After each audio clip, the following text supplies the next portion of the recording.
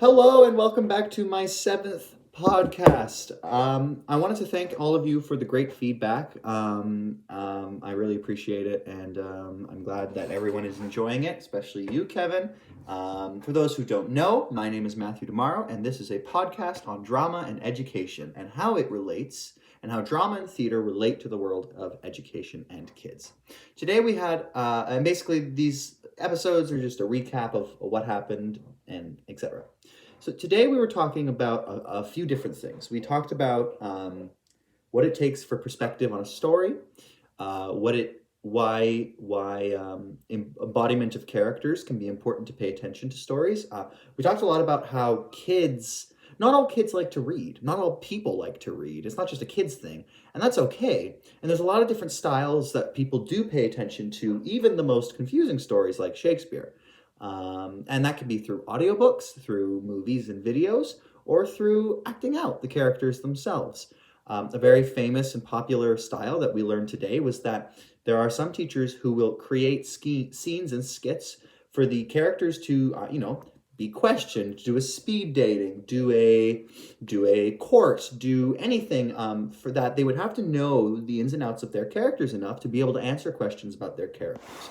And I think that this is a really great idea to be able to get kids involved in character, but character development as well.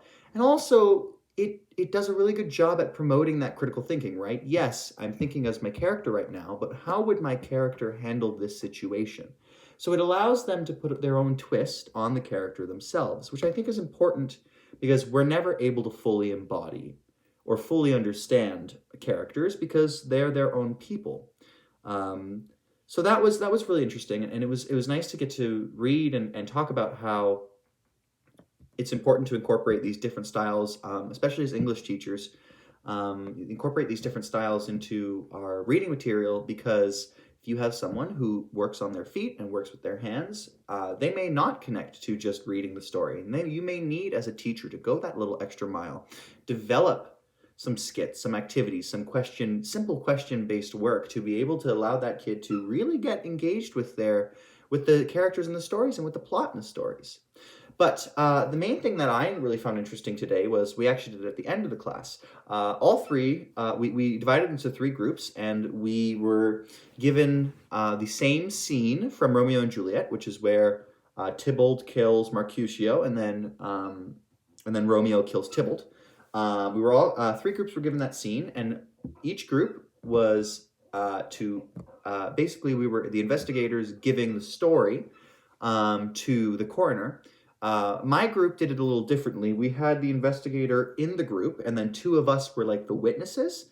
And then so we basically told the story as if the investigator was going over the notes that we had given them, and we just confirmed and blah, blah, blah. It worked really well. We were very happy with it. But what was interesting was all three groups did different techniques to get the story. One group got on their feet and actually did a retelling through physical enactment, even with sticks as swords. One group did an investigation as the officer going through their notes. And then one group did it as an active investigation, was having the conversation as they spoke. But the interesting thing for me was that we all embodied different aspects of the story.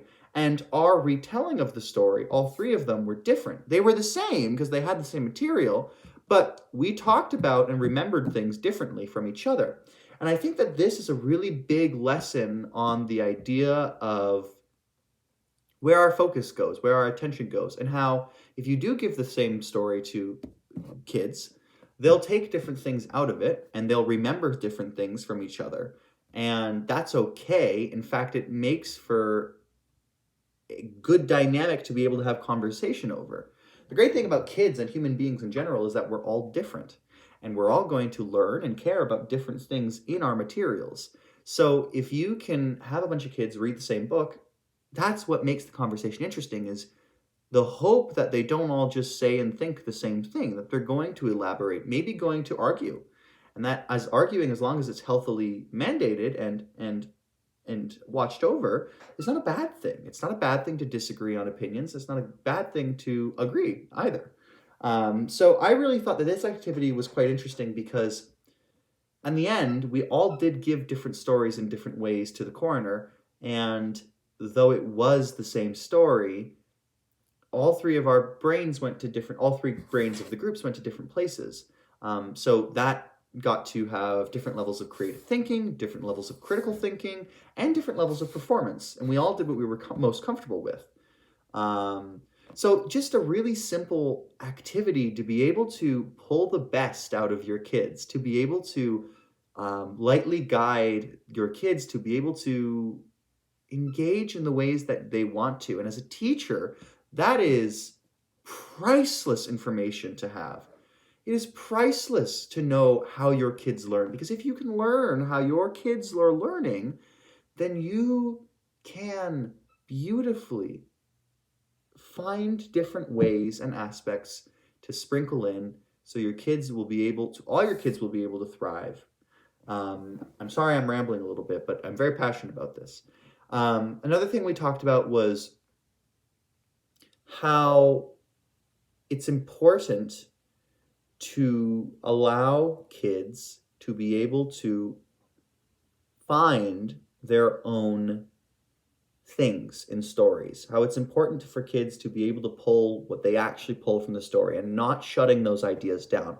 We did an exercise with Shakespeare as well, where we another Shakespeare exercise where we were given cut up lines of a famous monologue or soliloquy or what have you, and we had to piece it back together best we remembered to be the original. And what was great about that exercise was it wasn't about it.